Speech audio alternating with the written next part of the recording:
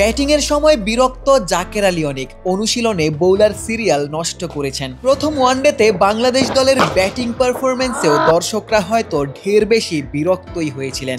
এদের বেতন 1 বছর বন্ধ থাকবে, এরা ভালো পারফরমেন্স করলে তারপর এদের বেতন দিতে হবে। গ্রামগঞ্জের ক্রিকেট খেলতেছে, আসলে অ্যাকচুয়ালি ইন্টারন্যাশনাল পর্যায়ে এরকম খেলা উচিত না, আবেগ দেখানো হয় না দাদা। প্রথম ওয়ানডের পর শ্রীলঙ্কায় বাংলাদেশের দর্শকরা রীতিমতো ক্ষোভই ঝেড়েছিলেন। এমন পারফরম্যান্সের পর ভক্তরা কোন প্রেরণায় আবারও ক্রিকেটারদের ওপর আস্থা রাখবেন? যদিও দ্বিতীয় ওয়ানডের আগে অনুশীলনে ক্রিকেটারদের অভিব্যক্তিতেও বিষাদই স্পষ্ট ছিল। একটা দল 3 দিনেই টেস্ট ম্যাচ হেরে গেছে, এরপর ওয়ানডেতে 5 রানে 7 উইকেট হারিয়ে লজ্জার রেকর্ড গড়েছে। তবুও ক্রিকেটাররা বিশ্রামকেই যেন বরণ করলেন। ম্যাচের পর দিন টিম হোটেলেই অবস্থান করেছেন। মানসিক অবসাদ কাটাতে আজকের অনুশীলনেও আসেননি কেউ।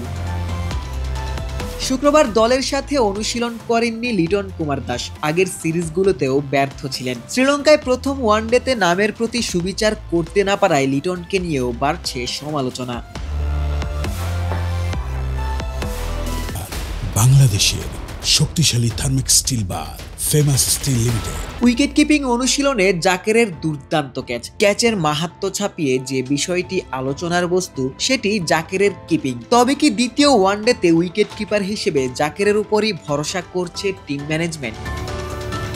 প্রথম ওয়ানডেতে বাংলাদেশ দলের কিপিং সামলেছিলেন লিটন কুমার দাস একাদশে, যার অবস্থান নিয়েই প্রশ্ন ছিল, কারণ লিটনের ওয়ানডে পারফরম্যান্স আশানুরূপ নয়। দ্বিতীয় ওয়ানডেতে লিটন যদি একাদশে টিকেই যান তবে সেটি হতে পারে লিটনের জন্য হয়তোবা শেষ সুযোগ।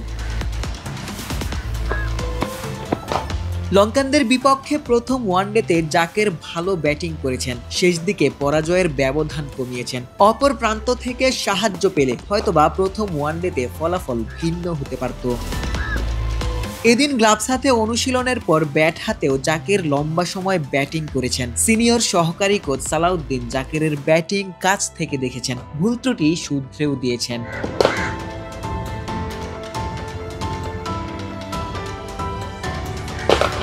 শুধু জাকের নয়, প্রথম ওয়ানডের পর ভুল ত্রুটি শুধরাতে হবে গোটা দলকেই। তাসকিন, সাকিবদের বোলিং কিংবা তামিমের ব্যাটিং থেকে অনুপ্রেরণা নিয়ে ম্যাচ জিততে হবে। দর্শকদের আস্থার জায়গা ফেরাতে জয়ের যে কোনো বিকল্পই নেই। আমরা বোলিং এ অনেক ভালো একটা স্টার্ট পাইছি, দেন বোলিং এর ফিনিশটা অনেক ভালো হয়েছে, ফিল্ডিং অনেক ভালো ছিল, ব্যাটিং এর শুরুটা অনেক ভালো ছিল। জাস্ট আফটার 70 ওভার্স তারপরে একটা কলাপস হয়েছে, যেটার কারণে আমরা আর কি কামব্যাক করতে পারি নাই।